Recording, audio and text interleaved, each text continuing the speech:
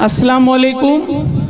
यहाँ आए हुए सारे लोगों का हम तहे दिल से शुक्रिया अदा करते हैं।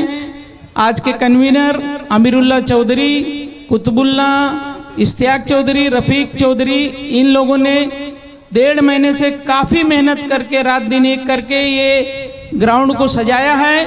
और इसके सजाने में हमारे बड़े भाई जो चांदेवली तालुका अकलियती सेल के सदर हैं, हमारे बड़े भाई गालिब शेख का ही उतना ही रोल है जितना उन चारों का है।